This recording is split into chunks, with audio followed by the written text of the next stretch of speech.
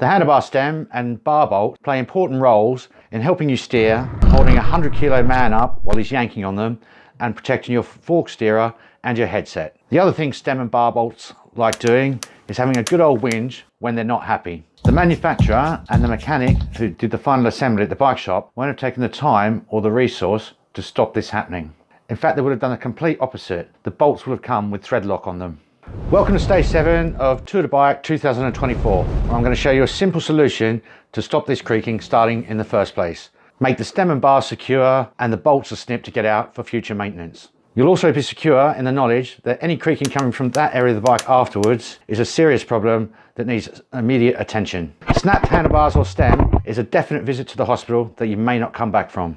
So buckle your toe straps, let's jump straight into it right now. Get a marker pen and put a little line on the handlebars where the gap is between the stem body and the faceplate. This will help you orientate the bars when we move them back up to tighten the bolts up. And it'll just wipe off with a bit of disc brake cleaner and a rag. If you're feeling precious, you could put a bit of masking tape on the handlebars and just draw a little line on it with a pencil. While holding the bars so they don't spin down on their own, undo each bolt a turn or two to allow the bars to turn down to a natural resting position. You want to do this in a crisscross pattern, basically diagonally from each other. There's no need to remove all the bolts at once. This job is much less cumbersome if you just do the bolts one at a time.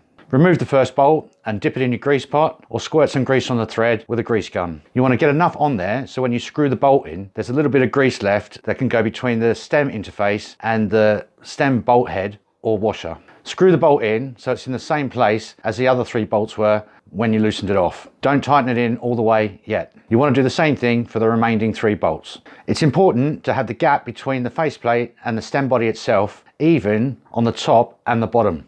If it was already like that when you started, they should be pretty even already. It's always worth checking though. Uneven gaps or bolt tension can cause premature fatigue of the faceplate. The lighter your stem, the more critical it is to get this right. Less metal means more danger when it comes to handlebar stems. Roll the bars back up so the line you put on them earlier lines up with the gap on the stem and the faceplate. You also want to check that they're central. Most bars have markers and or logos on them so you can use them as a reference. Had any aha moments? Chuck them in the comments below. While still holding the handlebars, you want to just nip the bolts up enough so the bars don't move. And you want to do this in a crisscross pattern rather than doing, say, the top ones and then the bottom ones. Now, in small increments of, say, half a turn, you want to tighten the bolts up in a sequence until they start to feel tight.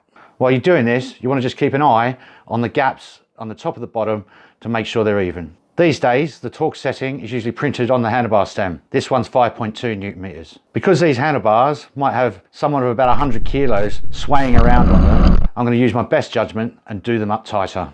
If a stem fails after being done up at 5 to 7 Newton meters, it was going to fail at some point anyway. If you're out of the seat and your handlebars move, it'll scare more out of you than the jeepers. The rule for me is don't overcook it and just put some weight on the brake lever when you get the bike down on the floor and see if it moves. And if it doesn't, then it's okay.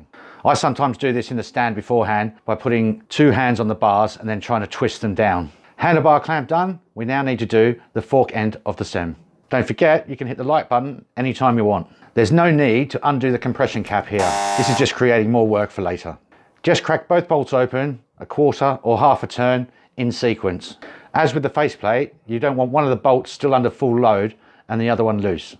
Undo both bolts a bit more sequentially, and when the load's off both of them, take one of them all the way out and grease it like you did with the faceplate bolt and refit it. Do the same with the other bolt. Now you want to screw them both in until you can feel them just start to give a little bit of resistance. Check the stem is in line with the front wheel, and if you're lucky, it won't have moved. Then go from one to the other, giving each about a half a turn until they're both tight. Just like the handlebar clamping area, this one's 5.2 Newton meters. Use the same ethos for tightening as we did with the faceplate. Tight enough is when the stem won't move with a sensible amount of effort. I check by putting the front wheel in between my knees and trying to turn the handlebars. When it doesn't move, it's tight enough. If there's carbon involved, like the steerer or the handlebars, take extra care not to over tighten. Now you want to go for heaps of nice, quiet bike rides. If you haven't already liked and subscribed, please do that now, and I look forward to seeing you in stage 8 of Tour de Bike 2024. In this stage, we'll be visiting the windy roads of the gear cables to make them much tidier and function a lot better. We'll be improving the shifting of this bike and how long that job lasts. You'd be a dingbat to miss this one.